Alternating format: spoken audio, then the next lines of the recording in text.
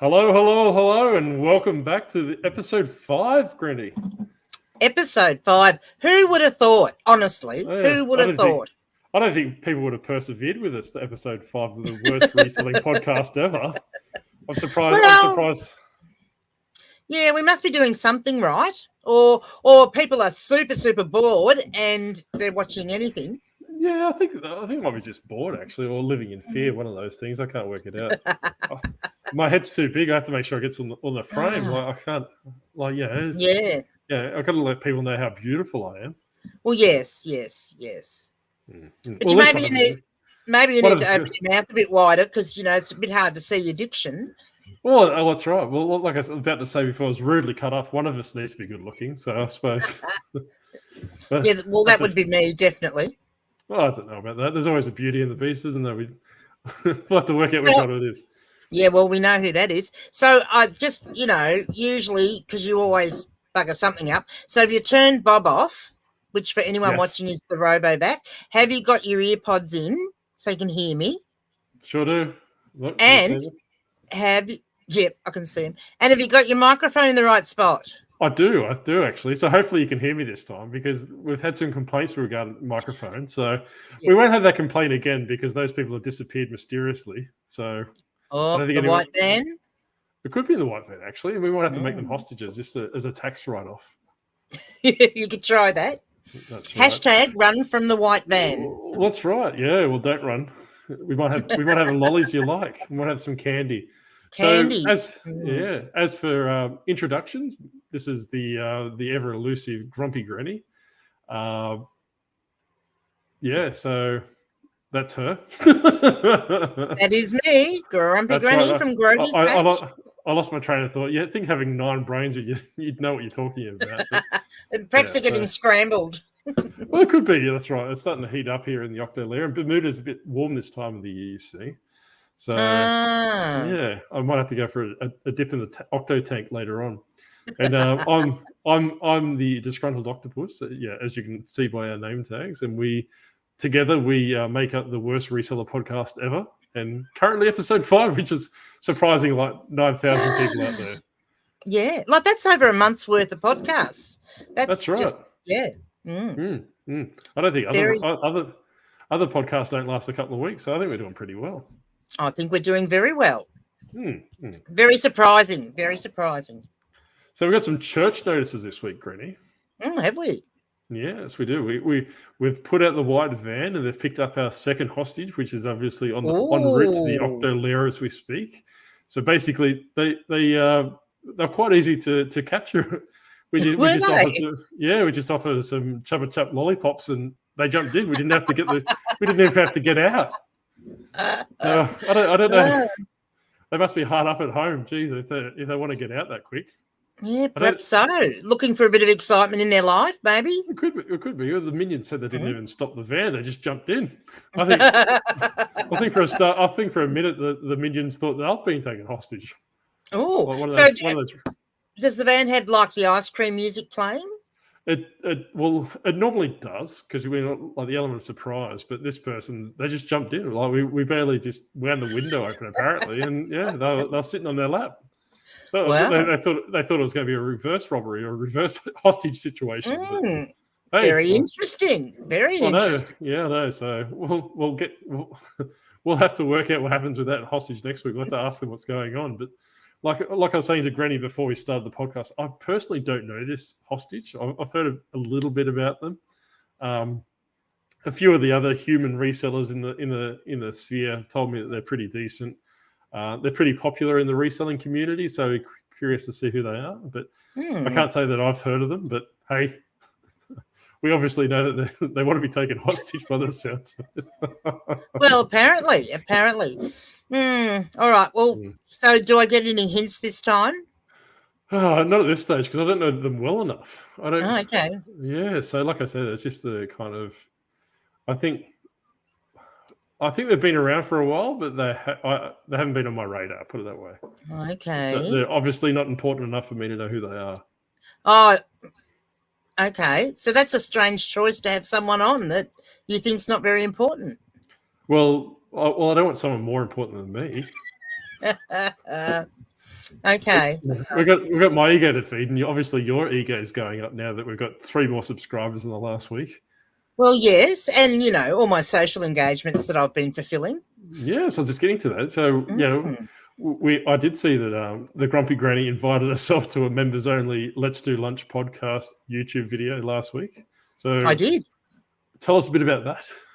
Yeah, it was good fun actually. It's an American podcast and all about women and raising women in business up and supporting them. And saw it there and thought I'd jump in and finished up with 7 of us in there, and it was great. I was the only Australian, of course, and they were a bit keen on the old Aussie accent.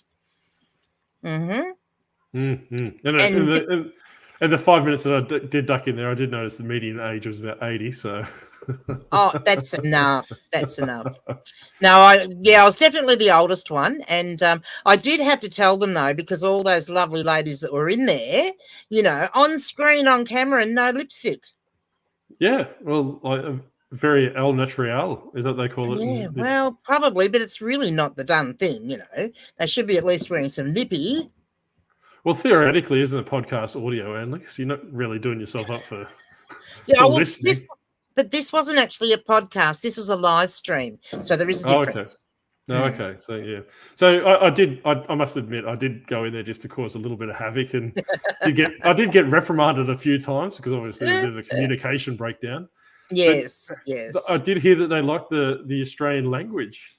So they were a bit keen on some of the terms that we use a bit differently to what they do. Yeah.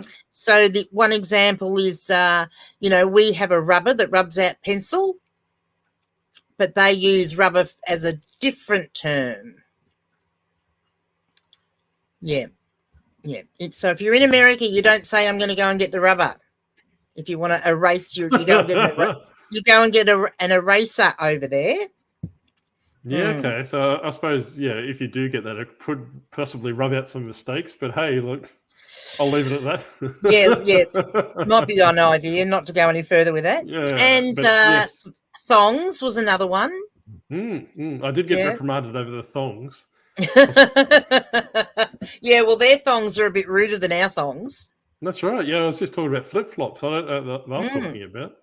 Yeah. It's where we can have nice things. So obviously we have reached out to a few of the lovely ladies on that podcast, and they have expressed their interest in being hostages as well. So they have. I don't know. What is it?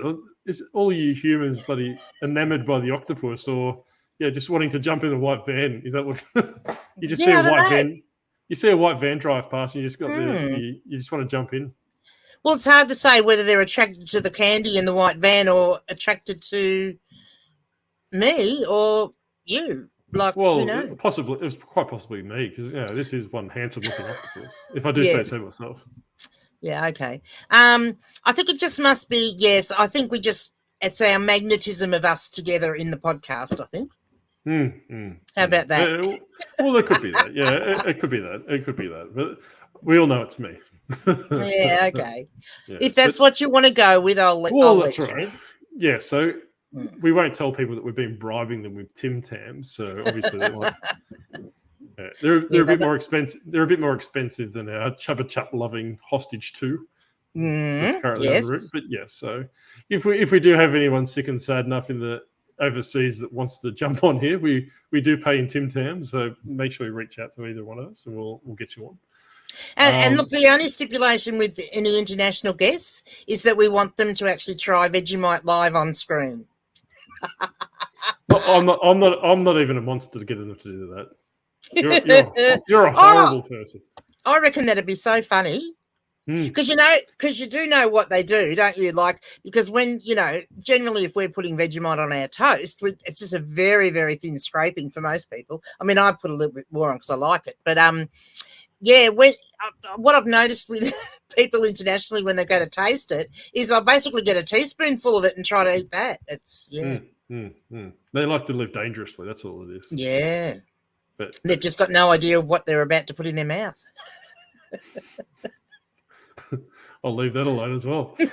So if you'd like to be an international guest and be tortured by Grumpy Granny by eating 3 kilograms or 2 metric tons of Vegemite, please reach out because we'll get you one, and we'll give you some Tim Tam chasers to follow it up with as well. Yeah, so. yeah, will be nice. Yeah, so Vegemite Tim Tams, I think they still make them, don't they? Oh yeah, they did make some, didn't they? Was it those? And at one stage, I think even Twisties, they made some Vegemite and cheese Twisties. For those that don't know, a lot of manufacturers put Vegemite in as a token ingredient. So you'll probably find Vegemite cereal, Vegemite cake. Yeah, so all these different horrible things that they think that people are going to like. I think the latest concoction was Vegemite barbecue chickens. Oh, yeah. So Coles really? doing that. Oh, yeah. Interesting. I never got around to trying it because that Coles don't generally like a 7-foot octopus walking through the aisles. But well, they're probably thinking, well, we could get him and cut him up and put him in the deli. Yeah, well, that's exactly right. Yeah, but this octopus fights back, unfortunately. So unlucky for them. So anything else is new? Well, it does remind me to ask you, have you arranged your tentacles properly today? I have, yes. I'm not sitting on them today. Like last week I sat on them and they went dead. So I got up and fell over because I couldn't walk. Yeah. So, yes. So I strongly suggest don't sit on your tentacles. Okay. Well, I can't sit on my tentacles because I don't have any. But yeah, okay. I'll take that on. Yes, yeah. So take it under advisement just in case one day you wake up as an octopus. So anything else been new, Grumpy Granny? Anything else has been new? Well, good week on eBay this week. I've got some really good sales and nice little international sales. I actually sold a antique, The Last of the Mohicans, this week, which was great, going to America. So that was a really good one. Yeah, nice. Yeah, okay. Yeah. But yeah, apart from that, look, and I did have to get some new rollers. So I've got purple ones today because my hair's getting a bit long for the normal rollers, so I had to buy some new rollers for longer hair. She's still trying to market the Grumpy Granny's roller. She doesn't sound like she's doing a very good job. Yes, well, there'll be nice bright colours though when I do get them. Yeah, well, like I said, bring them in, and I checked our YouTube demographic, and we've got a couple of. I think 20% of our viewership's over 65, so you might have a market for rollers, I think. Yeah. Instant market. You never know. Yeah. You never know. That's right. Maybe they do think I'm 88 and I'm just attracting the old people. Oh, yeah. The only trouble would be, I guess, if I start marketing them, I would nearly have to make a tutorial video, wouldn't I? Yeah, well, that's right. Well, it gives you something else to talk about, isn't it? You can have your own. You can have your own roller club of the month. You just send out different type of rollers every month. That's right. Subscription. That's a good idea. Yeah. I like that idea. If we're not going to get donuts, we might as well just create our own business idea. Yeah, where are the donuts? That's what I want to know. For those that aren't in on the inside joke, we've got a accountant over here that promised us donuts, and this is the 5th week without said donuts. So, Ethan Rushock, if you're listening or watching, where is our donuts? Yes, so we're not going to mention Ethan Rushock on our podcast because we're not getting donuts, and we should be. That's right. So once he comes to the party and we get our donuts from Donut King, no less. We won't accept anything else. No cheap Woolworths ones. No. We'll discuss about him. So he's actually doing pretty well. So, so go over and watch his content, subscribe to his channel, and then basically just put in his comments, where's the donuts? Yes. # where are the donuts? That's right. So he'll obviously be bullied into buying us $8 worth of donuts. Yeah, that'd be good. Yeah, so we're quite cheap. We're easily bought. We don't cost much to bribe. no, that's right. So if you've got anything unethical or stuff that will probably hurt people that you want to market, come through us. We probably won't charge you much more than a $6 donuts. That's right. Yep. So I suppose for myself, it's been a bit busy with my world domination aspirations this week. eBay has been pretty well up here as well. So for those that aren't aware, that July is generally the tax time for Australia, so a lot of the tax checks are rolling in. We do see a bit of a spike in sales around the July-August period before we roll into Q4. Yes. So I think a lot of our sales have been driven by that at the moment. as to further than that, I graced a lot of our viewers last night on the Uncle Wayno's channel. So Uncle Wayno does a live every 6 weeks. I think it's supposed to be a weekly event, but I don't think he does it very weekly, does he? No, he tends to be a little bit sporadic, I suppose, would be the terminology I would use. You never know when it's going to be on or when it's not. It's a good show and, quite fun. Apart from, do we want to talk about what's grinding my gears right now? No, not yet. Not at all. We'll get to that later. So basically... Yeah, we will get to that because, the podcast, the live stream last night grinded my gears at one point. Yeah. I'm pretty sure there's a legitimate reason for that. But, yeah, so Chris Furlong and John the Reseller were on there last night. So if you don't know either of those, have a look at their channels. John the Reseller, you might remember him from our hostage video from a couple of weeks ago. So if you haven't checked that out, check it out because it was a fantastic video. Well, it's our best performing video so far. It is, yes. Yeah. We won't say it was John. We'll say it was the title and the thumbnail. I think that sounds more.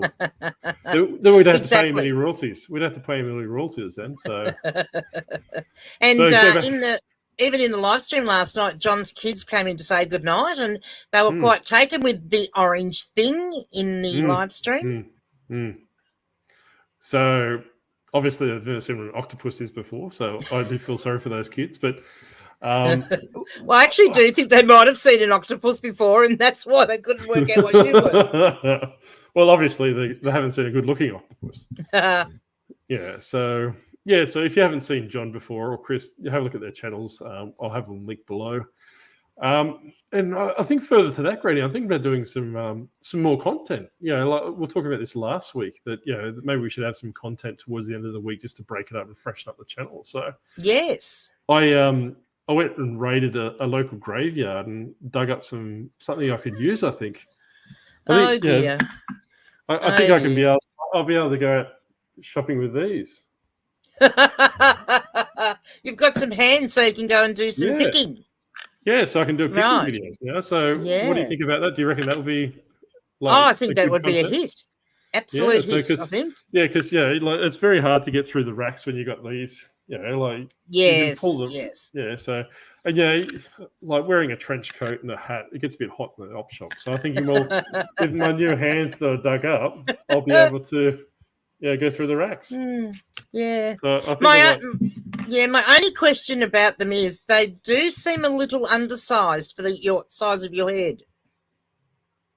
Just big brain, that's all it is.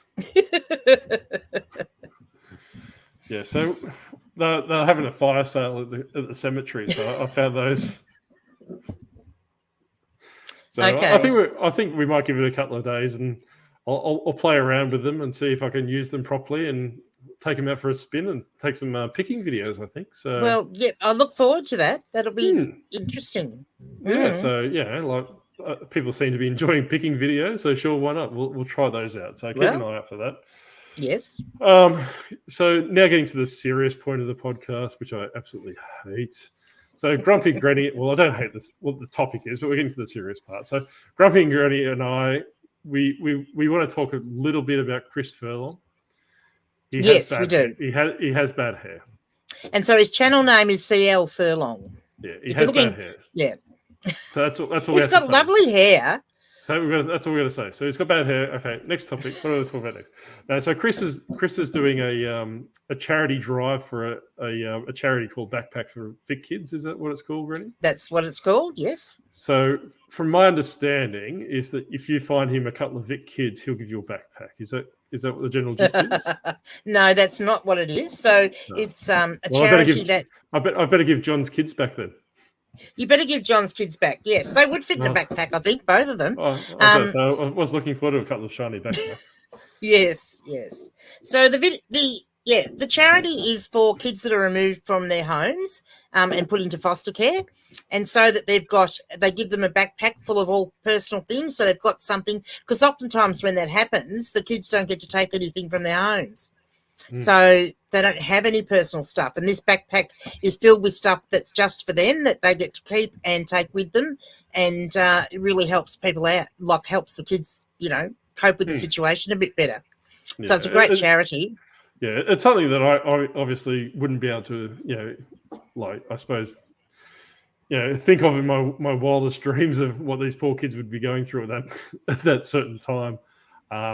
So basically, like I said, that Chris is doing a phenomenal job. He actually volunteers for there once a week, I think, as well. So he helps pack the backpacks. He knows what's going on. It's a charity that he believes in. He's actually trying to raise $10,000 by September. I think it's towards the end of September. He's having a charity event as well.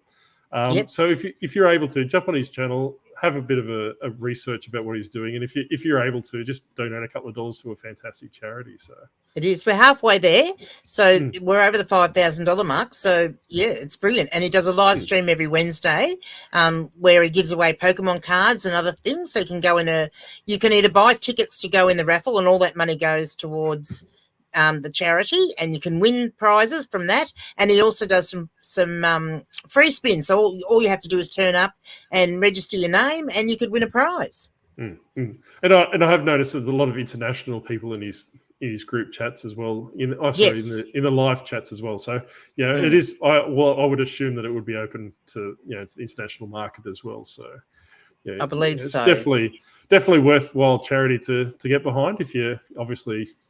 If you're that way inclined and you've got the ability to help, a couple of dollars here and there will definitely go far. All right, getting on to listen to you whinge and bitch and carry on for the next 20 minutes. So what's grinding your gears this week? Well, you are actually grinding my gears this week. Surprise. So what is the story? Like twice now when I've gone into a live stream and you've been a moderator, which is supposed to be the person that's keeping the chat in check and keeping everybody doing the right thing, and you've kicked me out before the chat's even started. Well, I don't want any riffraff in there. Well, please. Like I was saying to Uncle Wayne, I think this chat's only big enough for one of our egos. Yeah. Well, in my defense, you thought you were being funny, didn't you? In my defense, I thought I was being hilarious, and further in my defense, I am. So everyone gets a good laugh out of it, and they don't have to listen to Grumpy Granny for the next 300 seconds. Yeah. Oh, yeah. And that's a very long time when you're sitting there not being able to, and you're watching all the chat, and you're wanting to comment, and you can't. Everyone that matters, Granny. So if that's only me laughing, guess what? Yes. So what else has been grinding your gears? Just that? Just that. That was the big key player this week, yes. Yes. Because I think my reign of terror is ending, because I think Uncle Wayno said last night he's promoting you to moderator. Well, so he should. Yes. Yeah. Good idea, I think. With the frequency of his shows. Could be 6 months before I get to do it then. I was about to say, you might get your revenge in 3.5 years. Hopefully you're still upright and breathing then, so that's good. Yeah, fingers crossed. Yeah, so I don't think really anything's grinding my gears this week, other than, old people walking in the middle of the road in car parks. And my personal favourite, and I did say this on Wayno's show last night, is that when you go shopping, people just decide to have a chat in the middle of the aisle and block the aisle off. But what they do, though... They wait till you're right behind them. They don't stop, they don't come to a gradual stop. They just go, full stop, then they just have a chat. Well, you see, if you were human, you would understand, because that's people just being nice and friendly and saying g'day, how are you, and having a little chat.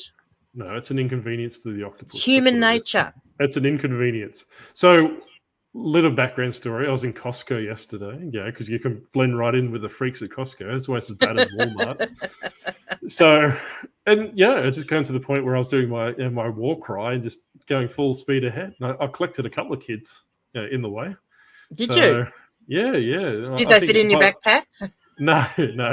These are damaged goods now, so they won't get as much. They won't get as much. But no, I think my body count after I left Costco was about 6 or 7 people. So.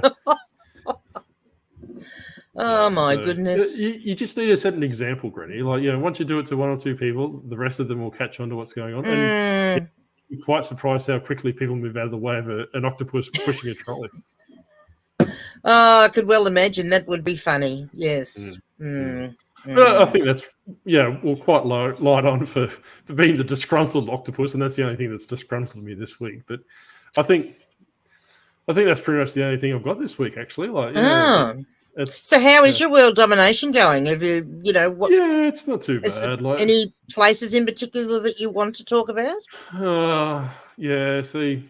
Well, you did tell us about the tree octopuses there not long ago. The Pacific Northwest. Yes. I haven't visited them yet, so I'm in the process of visiting. Right. Yeah, so you haven't found any other new species yet? No. So if you are in the Washington area in the States, send me some pictures of your Pacific Northwest octopuses. So yes, I'd like to see them because I can't quite imagine them how they manage. Yeah, climbing trees. Yeah. So for those who haven't heard, there's a very, very, very elusive octopus in the Pacific Northwest in the Washington Ranges, called the Pacific Northwest tree octopus. They actually live in trees. So they go down for a bit of a water bath, and they crawl up the tree and sunbake and rinse and repeat. So they're living the high life. Wow. Yeah, interesting. Yeah, so not too bad, but I suppose we better. Oh, this is why you don't work with old people. They don't know how to turn their phones off. Well, I did have it turned off, but the alarm still. Yeah, I've got to turn the alarm off. Time for my meds. That's right. That's exactly right. Yeah. Although I was in a live stream yesterday, and there's I think some recreational stuff going on in the background because this one person was a bit high on life, if you know what I mean. Oh, really? Yes. He's hopefully he wasn't sampling the local mushroom patch in the front of his yard. May have been. Yeah, so he was magic mushies. He was aloof. I'll put it that way. Yeah, so he was a bit. But speaking of the Pacific Northwest tree octopus, I think we better get on to this week's octopus. We better get on to this. We better get on to this week's topic. We're almost 24 minutes in, or 28 minutes in. Jeez, we've been dribbling and flapping our gums about bloody Chris Furlong's hair. Well, you have. Yeah. Well, I'm just jealous. I've got no hair, and I think someone a couple of weeks ago, someone had a go at my eyebrows. I don't body shame anyone. Yeah, what's happened to the the eyebrow lift? Because still only got one done. What happened to the other one? Well, things have been tight in the world domination aspiration sector. So, have they? Okay. Yeah. Well, I haven't had the spare cash. Before we do go into the topic, I have got my little show and tell that I thought the viewers might like to see. And it's on my phone, so I just have to angle it the right way. Can we see that? Yeah, might need to raise the contrast. Looks like a naked old man at the beach. Okay, here we go. So this is what you see up the main street of Donald. That's Grumpy Granny with two men. No, it's not. That is an alpaca walking up the main street. Did you use any alpaca jokes like alpaca lunch? No, I didn't actually. Yes, no. I was in too big a hurry. I had to get to a few op shops to buy a few things to resell on eBay. I hear alpacas hate those alpaca jokes as much as people hate dad jokes. So they might have spat at you, I think. Yeah, well, and you're not good at it either. No. That's why I prefer world domination. Yeah, I wonder if they make octopus jokes. Better check. I don't know. Oh, and so my other question before we do head into thing is I need to ask you, what is your taste in music? What sort of music does the octopus listen to?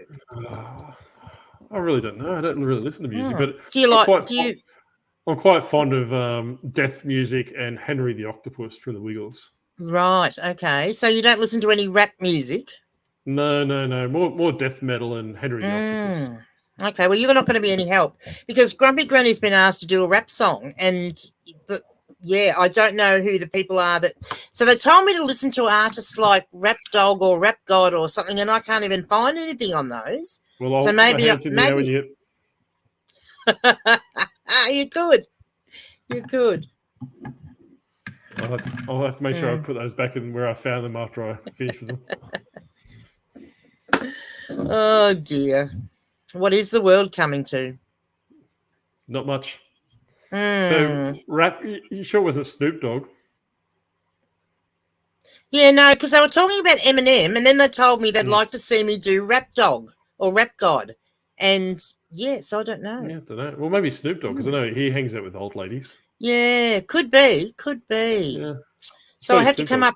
Yeah, so I have to come up with a rap song. Well, I think that someone should tag him in this video and see if we can get Snoop Dogg to hang out with this old lady. Yeah, that'd be good. Perhaps he could teach me to rap. I've never listened to any of his music, so maybe you might be able to teach him how to rap. I don't know. Maybe. Maybe I could teach him to sing the Balls of O'Leary. I don't know. Maybe he's speaking enough about balls. I don't know. So before we lose our viewership entirely, I think we should talk about this week's topic. I think we should talk about the eBay myths and legends of reselling. I was going to dress up as a ghost, but I think that being an octopus probably fits into that myths and legends. Yes, true. So you could have put a sheet over your head. Yeah, that's right. Well, I didn't want to send the wrong impression to our overseas friends. Because I'm the only one that seems to do anything around here. So I did a bit of research into YouTube, Facebook, the interwebs, and everything else like the dark web. Yeah, I don't recommend researching on the dark web. You find some really spooky stuff on there. So that's where I actually got these hands from, to tell you the truth. Oh, did you? Off the dark web? Yeah, that's right. Yeah, that's where I found where they could go. So basically, we found a few topics that keep coming up. So we're going to talk about those today.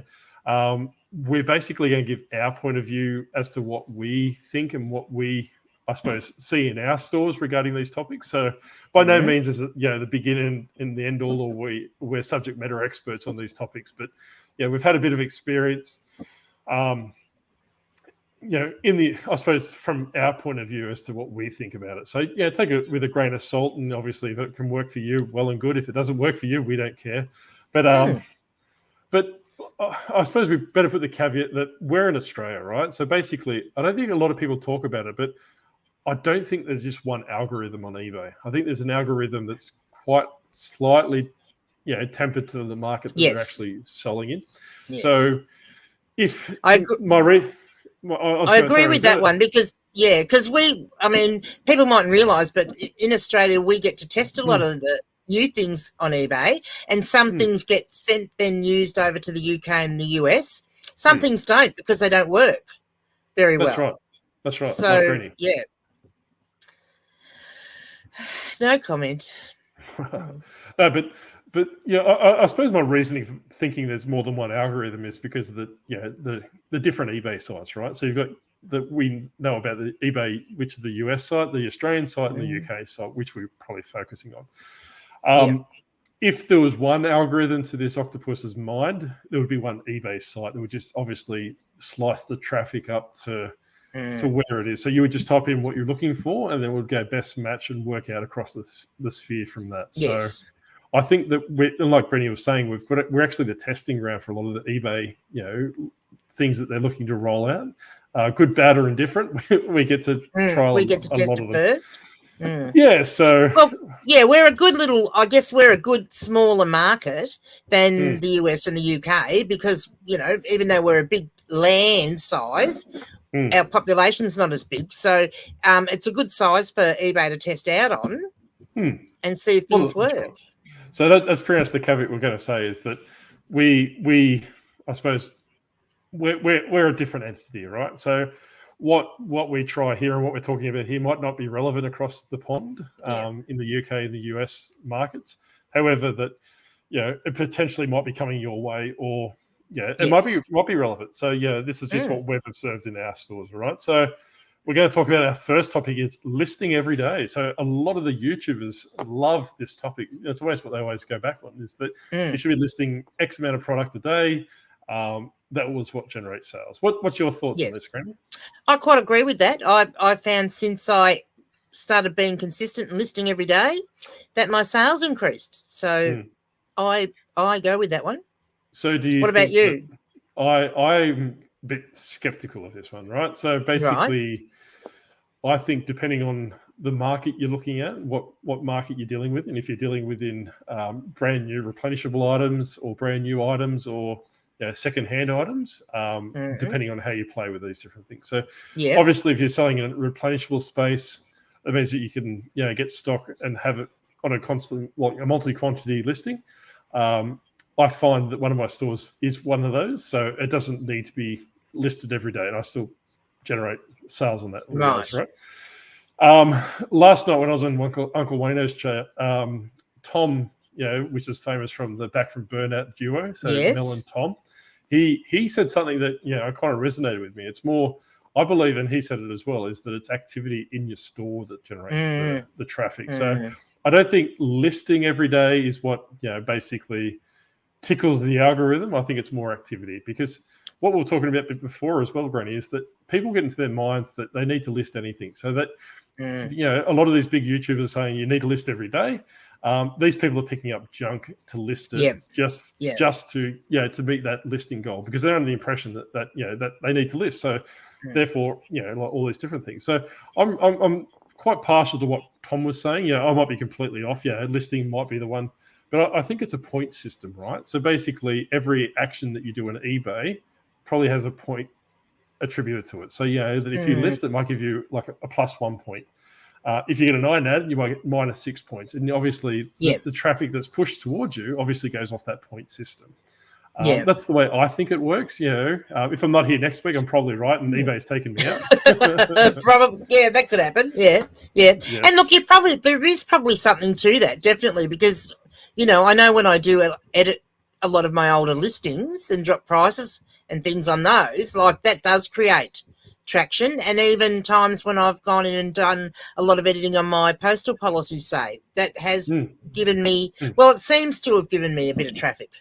And it all could be just like, a placebo effect, right? So, you do something at eBay and then you get a sale and you just attribute it to that. What it comes down to, right? And a lot of the big YouTubers that, delve in this space talk about the same thing. It's actually the quality of your items. There's no use listing crap that no one 100% agree with that. And, because, you'll get all the sales. If you've got something that's in demand and it's priced well and, the people want it, it will sell. And, and then what will happen... And what I'm finding is that people on Facebook saying, I had fantastic sales on the weekend, but now it's gone to crap. It's probably all your good items in your store have probably been sold out and you've got nothing left. You've only got garbage. So I think that... and I do agree with that, because, it's great to say, yes, list every day and be consistent, and that is good, and it's good for your store, but not if you're listing crap items. You need to be listing quality items. And I think they refer to them as gold-plated items over there, a lot of the YouTubers that I've seen. Right, okay. So basically they have different kind of levels of items. So your grails, or the ones that are in high demand, would be probably a gold-plated item where they sell almost instantly. And you work your way down to that. But realistically, I think it's a case of having a quite hard look at your store and saying, hey, well, look, I bought this in a fit of passion. It's not necessarily something that it's in vogue anymore, or not very popular. It might be time to delist and move on, and then free that space up from there. Yeah. So I do think that everyone's allocated a certain allocation of traffic at time, and we'll talk about this in one of the later subjects. But that's where I think that if you clean out your store and just make it basically as close to gold-plated as you can, you're not wasting that allocation of traffic, if that's the case. Yeah. Moving on to the next one, sell similar. This is another one that people love to do. That's a ripper, isn't it? That's almost you use this as a keyword in your YouTube video, you get 400,000 views. Yeah, well, maybe we should use that as a keyword in this one, or put it as the title and the thumbnail. Well, I reckon what we're going to do is we'll have me, and I'll just duplicate two versions of me, and I'll just say sell similar. Well, similar, yeah. Yeah, that's right. That's exactly right. So what's your thought on sell similar? Look, I think it's a good thing. It doesn't hurt to do it, but I don't rely on it. Like, it can give you a little bit of a boost, but it's a false boost, isn't it? If it gives you a little bit more, traffic, and look, if I do a sell similar, I'm usually adjusting my price because that item hasn't sold anyway. So I'm actually bringing the price down, and it's probably more the reason it sells is because I have actually adjusted the price, not necessarily because I did a sold similar. Yeah, so the three people out there that don't know what a sell similar is when you terminate a listing, or when you end a listing, it basically goes into your old unsold listings. I think that's what the area is. Instead of relisting the item, which gives it the same item number and all the traffic. It creates a brand new listing. So for incentive purposes, that eBay thinks it's a brand new listing. And I think a lot of people, they use the sell similar function as getting out of their listing. So like going back to what we were previously saying is that it gives you that positive push in, like in action, or there's some stuff going on in your store. So you basically got that movement going in your store. eBay's giving you, theoretically giving you some bonus points for traffic and all those different things. But like Benny was saying, because like you're saying, is that if it's crap, you're still selling the same stuff. So well, I also think if you don't alter it in some way, shape, or form, whether that's the price or one word, even changing one word in the title, if you don't change the order of the pictures, I think after a period of time, the algorithm on eBay recognises that it's still exactly the same as what you had there before. All right, so the octopus is going to be very controversial here. I don't think the algorithm's that smart. I don't. I think a lot of people give eBay a lot more credit than they do, because the amount of glitches, the amount of issues that are going on, that would be like, the octopus could probably fix it, right? You can't tell me that $1 billion algorithm, is for something that a site falls over like this, the algorithm is smart enough to differentiate this. I think. Obviously, there's markers on photos, right? There'll be like text markers that are falling over, but eBay probably would purge that data after a period of time, or do they even cross-reference that data? Because I don't think... Yeah, they may not. I don't think they would. They would have that data there, right? So basically that photo signature would be just say XYZ. And when that new listing from the sell similar comes up, that signature still of XYZ would still be there. But I don't think the algorithm would make the connection personally. I just think that it's treating it as a new listing and going from there. Like, I know there's some talk about shadow bans. I don't really agree. I still think the same for that. Excuse me, I'm losing my voice. I've been out of water too long. I think that the algorithm's not that smart enough to shadow ban people. Like, it's probably looking for keywords like Vero words or illegal words or illegal items that you're not supposed to be selling. But I don't think that it would be smart to say, hey, look, Grumpy Granny listed these hair rollers yesterday and the exact same hair rollers now, because it would be just looking at the listing number. It'd be just going off that. And look, talk with the shadow ban too. Like, honestly, if you have got your oldest 30 items that haven't sold in the last 30 days and you end them all and then you just do a straight sell similar, well, if they didn't sell in the previous 30 days, what makes you think they're going to sell in this 30 days? Like, you're probably not getting the activity because there's still crap listings. Well, the thing is, though, right, like, eBay pushes stuff down, right? Because when things become stale, it pushes it further down. But not necessarily all crap items that aren't selling. Yeah, you might have things that are very, very, very, very niche that person particularly looking for and might be only on once every 3 months. So you're almost doing like a lottery that, you're putting a lottery ticket in by sell similar to hopefully that person that wants that item's on that time. And obviously your item gets that new listing boost up to the top of the thing. So I normally rejuvenate, probably 10 to 15% of my store a week through sell similar. So I've got about 1,600 items at the moment. So work that math out because I can't be bothered. I'm not going to incriminate myself with having a guess. Okay. So octopuses aren't any good at maths. Okay. No. We just world domination. Okay. And this octopus is not even very good at that. But yeah, like I was saying, is that I think, depending on what before you go willy-nilly, sell similar on things, you probably want to have a bit of a look to see what it is. Maybe isolate it down to 50 items. They go, hey, realistically, out of that 50 items, 37 are crap. There might be stuff that are torn or ripped or stained or whatever you sell. It might be just worth, not redonating them if they're not worthy of redonating, but just taking them off eBay and work from there. So I think that's probably the best.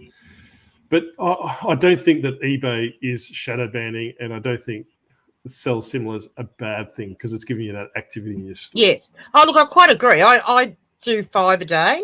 I actually do sell similar on 5 a day, and it's good. It gives me a chance to have a look at those items and refresh anything and perhaps change a few keywords and have a look at the title and make sure it's right. And even with the photos, like, because of some of my earlier listings, my photos perhaps weren't great, and some of them just need a new photo for that very front main photo, and that can be enough to sell it, make it sell. Well, and that's exactly right. Like, yeah, you said if you rejuvenate the listing, because at the start when you were starting, you mightn't have been very good with title keywords or like you said, the photos. If you update those when you do it, you might find it's a more attractive item that's gone from something that's like looks like crap into something that's very, very popular and something will sell. The next topic, traffic. This is the thing that sends me batty crazy. So basically, people are saying that eBay doesn't like them and they're not giving them any traffic. And I think it's a big topic right now. People are making YouTube videos about it, posting on Instagram about it, posting in Facebook groups about it. Like, it's everywhere. And, even in a couple of the groups I'm in, that's what they're talking about. It seems to be the biggest topic at the moment. And, do you think eBay is limiting traffic? Or do you think that... it's hard to say, because at the moment I'm finding eBay is a bit glitchy. Like, sometimes I'll press enter, and instead of what comes up, I'm getting, sorry, we can't find that. Or even on the Seller Hub, that middle screen with the little graph that shows your daily sales, that came up blank a couple of days ago. So I think part of it is, I think they're doing a little bit of tweaking and fiddling in the back end of the, eBay platform. And we may find out what they're doing at some point, because they'll introduce something new or some changes will be made all of a sudden. So I think that's part of it. And when they're doing that, I think that limits traffic. And I don't know. And then there are other times where I really do feel like they are limiting traffic. So do you think they're limiting traffic, or do you reckon it's preferential traffic? So, if I'm paying for promoted listings standard or advanced or offsite ads, do you reckon that they're giving me more traffic because I'm generating them more revenue? Oh, absolutely. Absolutely. Yeah. I think because there's a big push on for them at the moment to get people to do that advanced promoted listings. And I think, if you're not doing that, there are times when you're going to get, a little bit limited traffic compared to the people that are paying that. And, they're paying big dollars for it. Yeah. And I don't, and being a second-hand seller, I probably don't think it would be advantageous to do promoted listing in advance. It's for layman's terms, it's, pay per click. So if someone clicks on your ad, you pay a percentage, maybe 13 or 14 cents for every time someone clicks on your ad. So that doesn't necessarily mean you're going to sell it, as if you're running a tally. So do you actually know anyone that has used it or is using it? No one that's told me. I don't really know that many people that are selling, I suppose, high-level replenishable things. That they probably would be, if they got a bit of a profit margin, they could probably, spend that allocation. But from a second-hand point of view, like, I think it would be a death knell for a absolutely. Yeah. So don't recommend. I think promoted standard is just here to stay, right? Because eBay's seen it as a cash cow. You can't get around that. So you probably need to look at a rate that you're comfortable with, and then go from there. And you just have to accept that that's part of the fees, basically, that you pay to have a store on eBay, which still, as I say, as much as people can grumble about the fees all they like, it's nothing like what it would cost you to have a brick and mortar store. So, well, that's exactly right. You just have to be more conservative when you look at, when you're thrifting, looking for prices. If you apply a 25% rule or a 20% rule to your item, say, hey, look, I can sell this for $40. 20% of that's $8. That's what I'm going to potentially lose, and work your way back from there. Yes. So you want to be probably more mindful of how you're sourcing, I suppose, because you're not going to get out of it.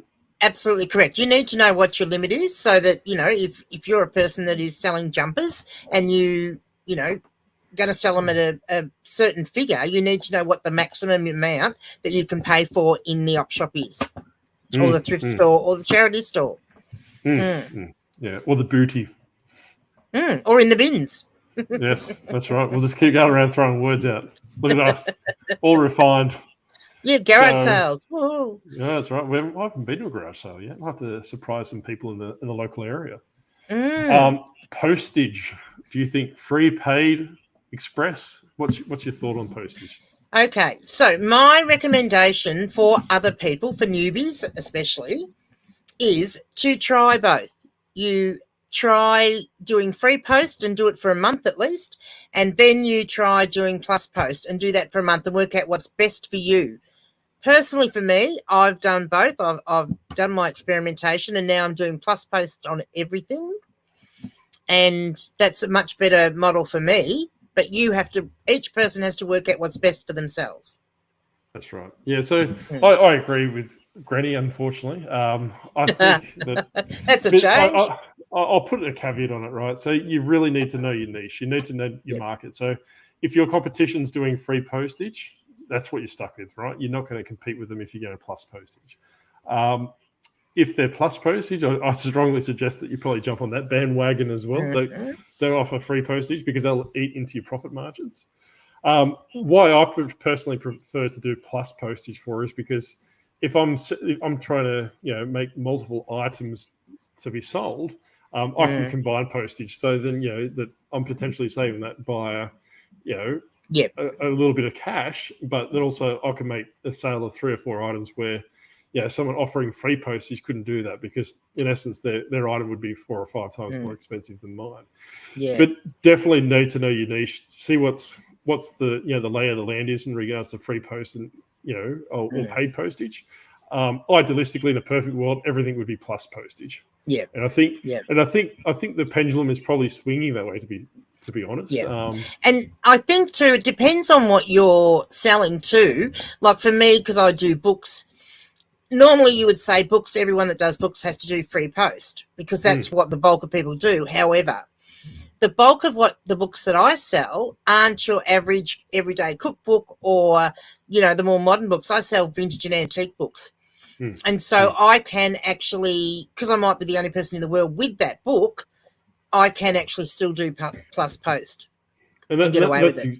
That's exactly the point. And that's something came up with last night on Wayno's channel is that, there's a bookseller out there that's having some problems with, competing with these competition for books. I didn't delve that far into it, but if you ask to hazard a guess, they probably are just getting, your very stock standard run-of-the-mill books that, a dime a dozen from the thrift store, which other people are selling as well for, and it really comes down to, and, Chris Furlong said last night as well, it depends on what you're sourcing it. If you're paying $4 for that book, where Grumpy Granny's getting it for 10 cents or for free, that's something that you need to work out personally and say, hey, look, I can't survive in this niche or this current arrangement. Is there something else I can, potentially branch into? Or alternatively, can I find the source and get the books for 10 to 15 cents each? Then becoming more competitive from that perspective. So absolutely. I think that's something you need to be very mindful of. Is like I was saying last night as well, is that with Uncle Wayno, him being very attuned to DVDs, so he knows exactly which ones to look for and go through that. And with Chris Furlong with his niche and yourself with yours, your stuff. You're not just going into a thrift store, grabbing an armful and hoping for the best. Well, I did try the whole DVD thing, going into a thrift store and getting them cheap and, or a garage sale and getting them cheap. But like, honestly, the effort that it was taking to actually find some decent ones, not worth it. And, it's probably one of those items too that people want that will either free post or really cheap post. And so therefore they want to do it untracked. I don't send anything untracked. So I didn't want to do that. You'll ruin our next topic. Oh, sorry. Oh, geez. So we're going to move into INADs and items not received. So what Granny was just alluding to then is free postage. So, if you're selling low-cost items, you might need to sell it, untracked, I suppose, to be competitive in that market. So now go for your rant. Well, you can put it in an envelope, normal plain envelope, and put a stamp on it and send a DVD like that. And you're taking that risk of put it in the slot at the post office or hand it over. It's not scanned, it's not tracked. So if it doesn't arrive the other end, what do? You can't go back and say, well, Australia Post lost my thing and find out where it got lost and get them to find it, or get Australia Post to give you a refund because they lost it. If you send something untracked, that's it. You take that risk. And a lot of people, the DVD sellers, do that, but that wasn't a model that I could follow. So, yeah, I got out of DVDs for that reason. Yeah, it really comes down to, we'll put it this way, like 99.9% of the stuff that goes through Australia Post, or probably any postal network in the world, will be delivered, right? It's really the integrity of the person on the receiving end to say what they received it or not. And it's come to the point where a lot of sellers, myself included previously, became a bit skeptical or a bit jaded or a bit disgruntled even, that, people were basically using the item not received as a get out of jail free card, like to get free items out of eBay, because the seller doesn't have a foot or a tentacle to stand on. That exactly. They basically. Look, I've sold 2 things in my eBay career that I sent untracked, and I got bitten by both of them. The first person said they didn't receive it. I had no recourse, so I had to refund them. The second person, unfortunately, actually deliberately went through my store and found probably the only thing I had listed at the time that was untracked, bought that, said he didn't receive it, and kicked up and made a big hullabaloo. And I had given him bad feedback on something I'd purchased from him. So he was actually using it as a revenge so that he could threaten me with, that he was going to leave me bad feedback and, all this sort of stuff. And, won't do that again. So not one of the topics, but we'll give you a bonus one for free. So I strongly suggest that you use a selling account and you use another account for buying. Don't let the two become cross-contaminated for that exact reason. So if you do have something that, a transaction doesn't go well with the seller, or even a buyer for that matter, that, they can't put 2 and 2 together. So that they're not going to. So why didn't you tell me that before? Because I just wanted you to suffer. Yeah, thanks. Yeah, so that's something I would strongly suggest, is having a buying account and also having a selling account. And don't name them the same thing. Don't name it Grumpy Granny. I agree. Grumpy Granny and don't use the same picture either. I know someone that did that. A lesson learnt, big lesson learnt for me. Yeah, so that's something that be very careful about. INADs are what they are. Basically, what they're saying is that they didn't receive the item that was described. You're not going to win an INAD. That's pretty much my takeaway from the whole situation. You just need to be very, very careful. Make sure you take very detailed photos. Very elaborate in your description and your title, if it so fits. Take items. Take very, very, very good photos. That's good English for you. Good photos of any flaws or defects in the item, and obviously spell it out in the description. eBay will 99% of the time, side with the buyer for an INAD, right? So realistically, and this is something we'll touch into with when I roll into returns, is that you're better off accepting the INAD because your store will come to a complete stop. Absolutely. So that's going back to my point-based system when I was talking earlier, is that, if a listing gives you a +1, an INAD or a return probably gives you a -10. So you need to be in the positive, probably in the positives to sell. And look, a return because the buyer has changed their mind or because it doesn't fit when they get it, because I do free returns, especially, you've got to do that with clothing because you want people to be happy. And I have had some of those because someone's bought something and, didn't fit.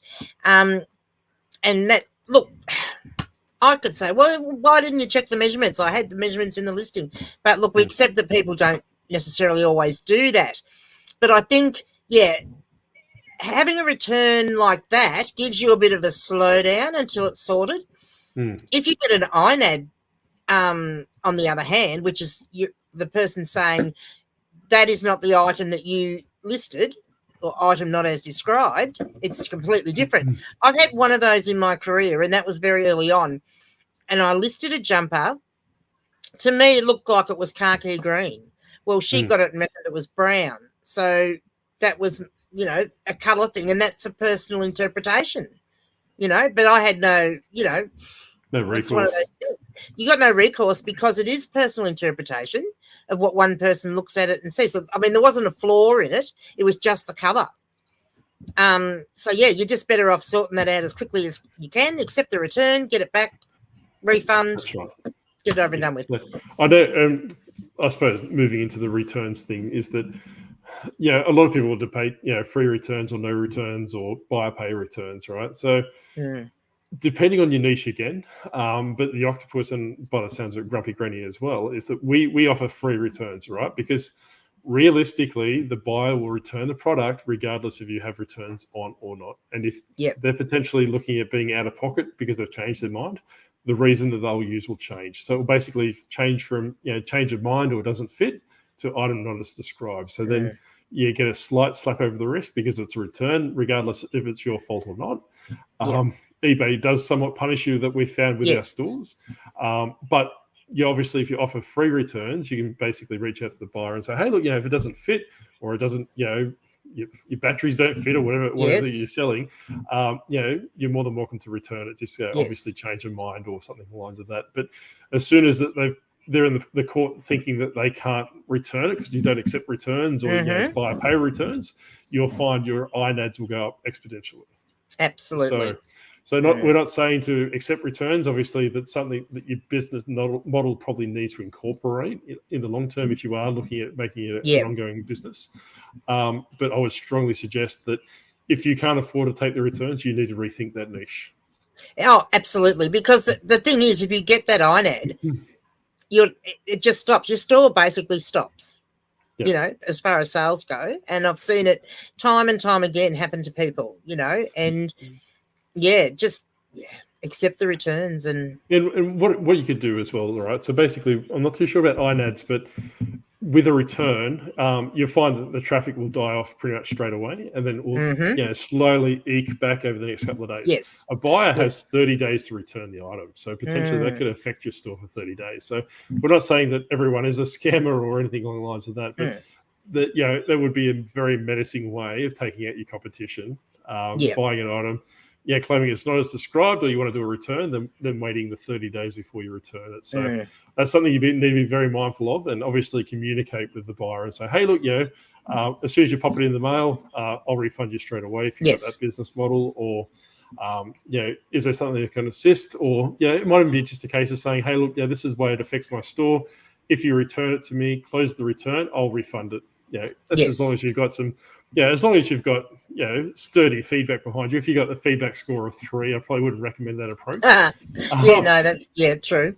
So and look, obviously there are, and just for newbies to be aware, there are people out there that will contact you and say that there's something wrong with the item.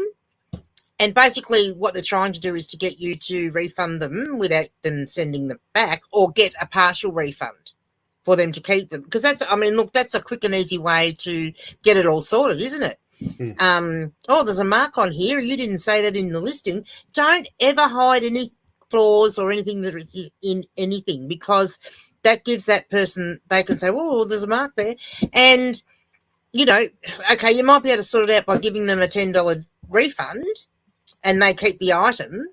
But it's just not worth it. Like, just make sure everything's covered, that you've taken photos of everything. That's right. And Grumpy Granny and I were discussing before is that your stock photo, like not stock photo, but the photo that you use to represent your item, like the glamour shot for your main photo, make that as pretty as you can. But your first photo in the gallery after that one should be any blemishes or any issues with that item.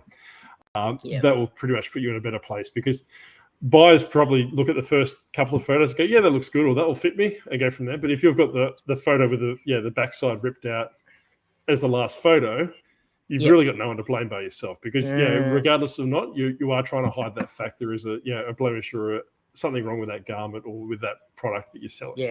And especially if you're like me, like I take a lot of photos. Like some items of clothing that I do that are quite detailed might actually have 24 photos. But it's also my experience that I don't necessarily think the majority of buyers look through every 24 photos. I mean, if I was buying something, I would, because I would want to be knowing exactly what I'm buying. But I think my experience is that people probably look through the first 4 to 6. And they probably romanticize about the item, right? Especially if it's a nostalgic reason behind buying it. Is that they're like, oh, this is when I was a kid, I used to have like a toy octopus. And this is the exact same toy octopus 30 years later. And they might expect you to, that octopus that you're selling, which is in acceptable condition, and they might be seeing it as like mint condition. And when it arrives in the condition that you've stated and you photographed, that buyer might be like, well, this is nothing like my octopus I had when I was a kid. Obviously the issue lays with them, but in eBay's eyes, it's up to the seller. It's the seller's fault, and the seller needs to rectify it. So that's something you need to be mindful of.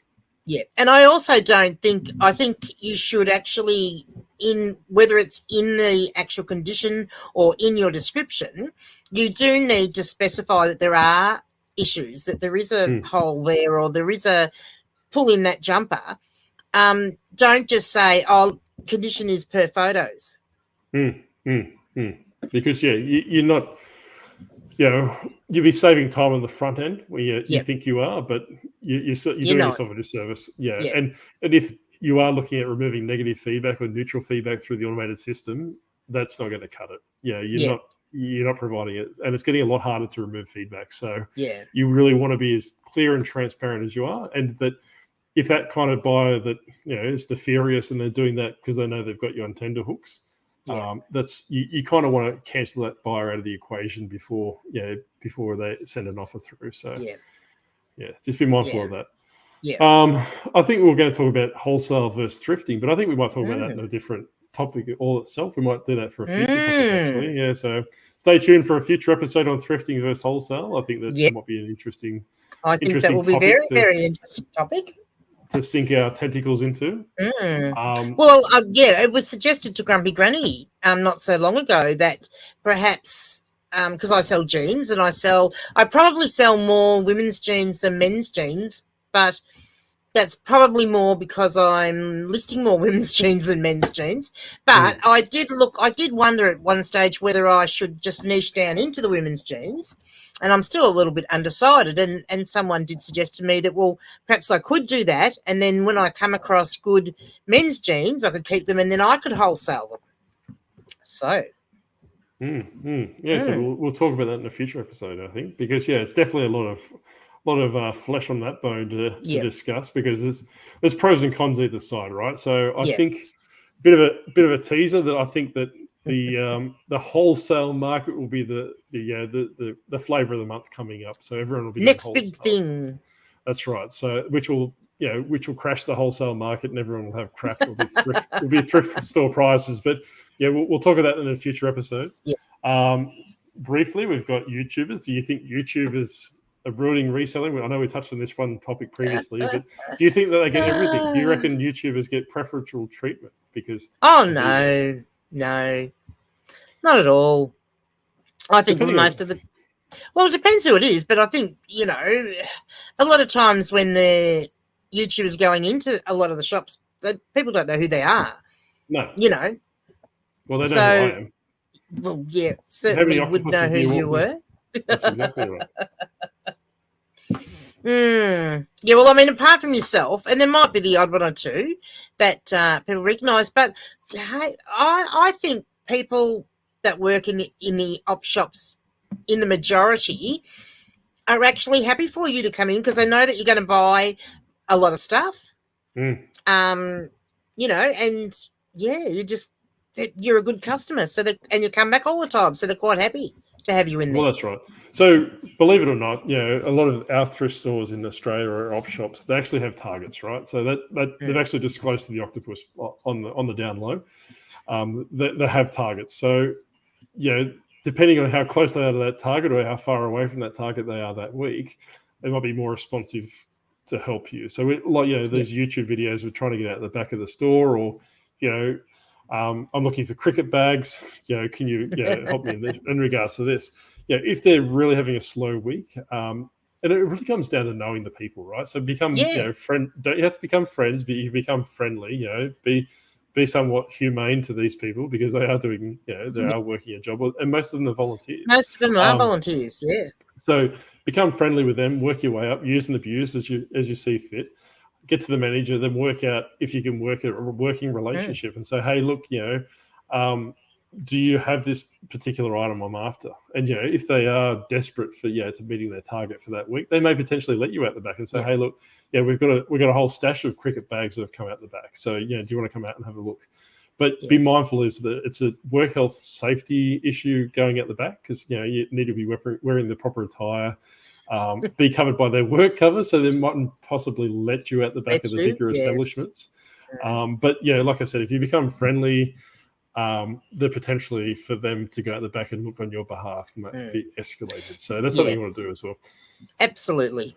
But I have a couple of op shops in particular that I have developed relationships with, and one does me a great deal on bulk books at a cheaper price, and the other one on clothing, which, I probably go, the one on books I'm probably in there once a week, once a fortnight, and the other one I probably go to once a month. But they give me, like, for instance, I got a great haul of jeans there last week, and instead of paying $5, which is what they had them priced at, they sold them to me for $3 because I'd bought so many. So and that's a lot of the smaller establishments, right? So if you're going to the Salvation Army or if you're going to St. Vincent's, they might not be that way inclined to give you a better price, but they might give you better stock. But it depends on who is in there too, who's managing, because the one I said with the books, that is a Vinnie's, I will say, and they do me a fantastic deal on books. So no complaints. So what do they say? Your mileage may vary. My what? Sorry, your mileage may vary. I think that's what they call it. So, yes.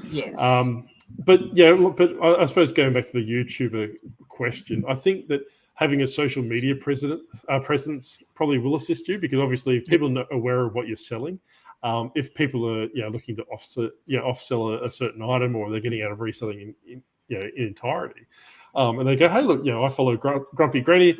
I know she sells women's jeans and octopus hair rollers. I've got a whole bunch of those, and I'm going to reach out to her and sell it because a lot of people do like blind advertisements on Facebook Marketplace and all these different things looking for these, but people don't have any emotional attachment to that person. They'll just go, I've got that, but I can't be bothered reaching out. But I like Granny. Granny's, I watch her on a weekly basis. I know she sells this. Subscribe to her YouTube channel.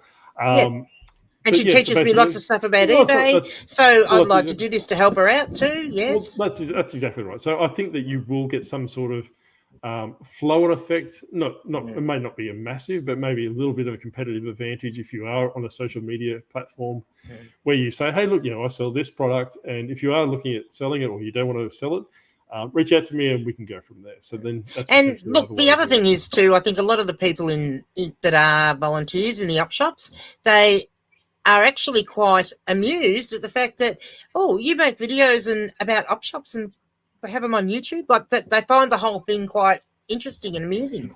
Well, that's right. And just be mindful that, they particularly mightn't want to be on YouTube as well. So before you go there and thinking you're a current affair or, CNN trying to videotape everyone and try and make drug busts in the local salvos, maybe approach the subject with them and say, hey, look, do you mind if I film in here? I know people previously that, that the salvos or the op shop or the thrift store will put the music up on full blare so that, obviously YouTube triggers that. However, if they know you and they go, hey, look, I'm not going to photograph or video any of you people. I just want to video what I'm looking at. They may potentially turn the stereo down while you're in the store just to help you out in that regard as well. So, but like I said, just remember that they're somewhat human. They mightn't look human, But like I said, that you want to treat them with respect and help out, and obviously, and be nice to nannies and grandmas that are in there. Op shop nannies, you can't trust them as far as you can kick them. Trust me. No, that you should be extra nice. Yeah. So going back to that one, be nice to grandparents, be nice to op shop nans, be nice to the managers, and run away from the octopuses. Yes, that's exactly right. And the white vans. And have a social media presence. I think that's wrapping up close to the end of it, Granny. I think we've gone well over time. Well, that was a big discussion, wasn't it? I know, which is good. We seem to have a lot to say this week. I know. This octopus his throat's drying out. I think. Yeah. So I'll have to get back in the Octo team. But once again, before we go, we just want to rehash the Chris Furlong thing. by all means, jump onto his YouTube channel, have a look at that, have a look at the charity. Not forcing you at gunpoint or tentacle point to donate, but if you obviously would like to help out. Yeah, and you can donate via buying Pokemon cards or raffle tickets that might get you something back, or you can just donate. So and there's tax donation options as well. So obviously, if you buy the Pokemon cards, you probably won't be able to write it off on tax unless you've got a very creative unless you've got a creative accountant. But like I said, we should ask Ethan Rushock if he does that sort of accounting. I don't know. Maybe donuts and sweeten our tongues. Maybe. But by all means, have a touch base with Chris and just reach out and probably just reach out directly. If you want to know some more about it, reach out to Granny. She'll give you his personal home number, so you can ring him at 3:00 in the morning. That's as well. Correct. Yes, I can do that. So. I can put you in touch. Yes, that's right. So before we go again, we've got our last notice. The next hostage will be rolling into the Octo there very soon. So we'll be. Oh, don't we have to say hello to a few people though? That we haven't finished. Okay. That's all right. I didn't want you to not. Yeah, no, I didn't want you to miss them. Well, we're not going to forget them, but we want to remind people about the hostage next week. For the whole 2.5 people, for the whole 2.5 people that are still listening to us rambling. Apparently, I looked quite surprised when you brought the first one in, which I was. So it was true. Yeah. So, I know I've said it 106 times already, but Leanne does not have any idea who the hostages are. She might clue onto it. She's not completely stupid if you reach out to her and say, "Hey, I want to be a hostage on the show." She mightn't be. She might gel onto that one. But the ones that directly come through me or I organise, I do not tell her in the slightest. So basically, that's a little bit of a ploy that we're playing. So basically, once they uncover themselves on the show, that's Leanne's first interaction with that because I have them behind in the green room. So the way that StreamYard uses the way we do is that the guests can't see who's behind the scenes. Yep. So it's only me that can actually see them. So Leanne's reactions are 100% genuine. So yes, I'm not that good of an actress. That's why you're on here. That's why you're on here, not Deal or No Deal. Oh, yep. So we're going to do our shout outs now because, heaven forbid Grumpy Granny doesn't get a shout out. So we've got lots of shout outs this week. We've got Bold Finds. Yes. So that's James from the UK. He's a loyal follower. One day we might even get the fan over there to kidnap him.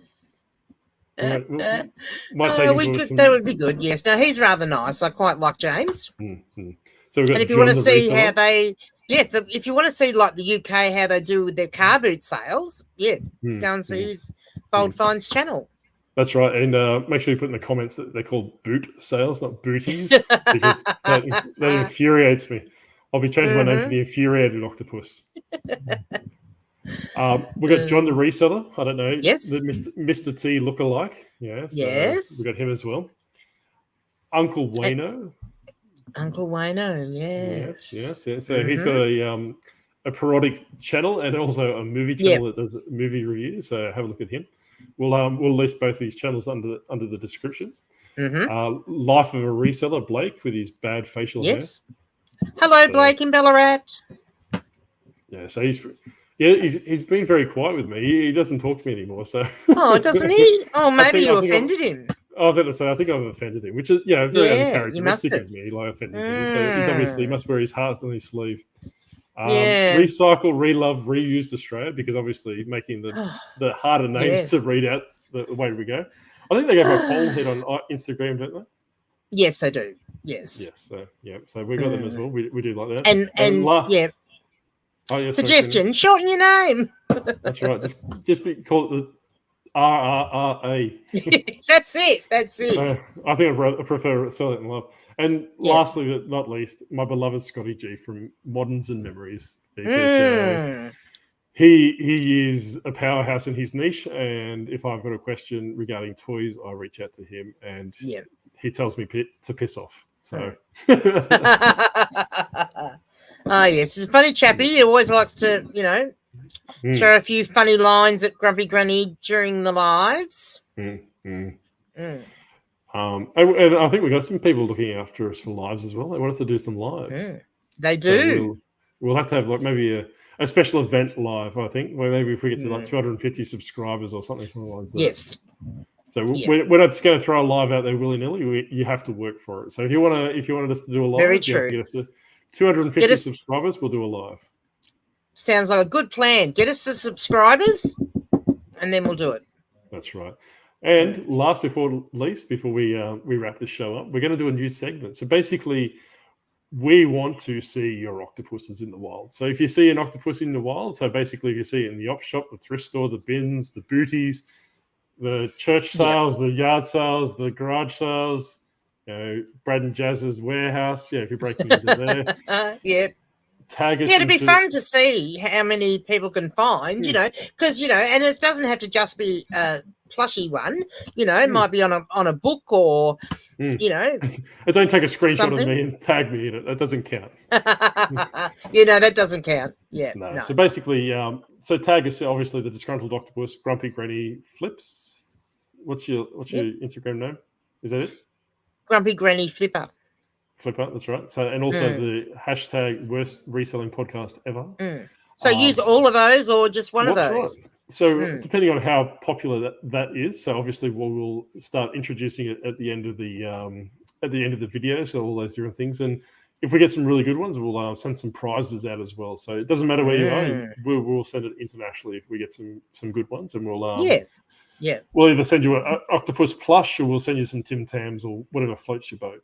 And the octopus might even autograph it for you. Yes, well, that's right. Well, I've got my new hands. Yes, you could actually hold a pen and that's right. I don't think it'd be holding too much in that, but we can try. But you'd still have more luck than trying to hold it with your tentacles. Well, that's right. That's exactly right. But I think that's wrapped us up for the 5th episode, Granny. What do you think? Oh, it's pretty amazed. And it's a long one today. And, the fact that we've done 5 episodes now and, then next thing you know, we'll be recording the 6th one. That's right. That's exactly what I was going to say. Yes. So, I'm looking forward to the hostage rolling in. I don't know. Well, they got big shoes to fill because, John the reseller did quite a performance. He did do a good job, yes. I was a bit concerned that he was having a fit, but he was just doing very theatrical. Or had a big fur ball, yes. Oh, that's right. Well, you don't know what's going on with these people these days. They try and use us for fame and popularity, and we think they're dying, and they're just trying to audition for Wicked musical. Yeah, it'll be interesting to see how someone else copes with the whole hostage situation. Well, obviously by the white van, I think this person doesn't want to come back. But anyway, we'll see you next time. Hooroo! Bye. Oh, hang on. We got to roll it off. Roll it off. Keep smiling. And gone. Oh, it's still going. Would you stop? It's really hard to steer with the tentacles. Bye. Oh, okay. Yeah.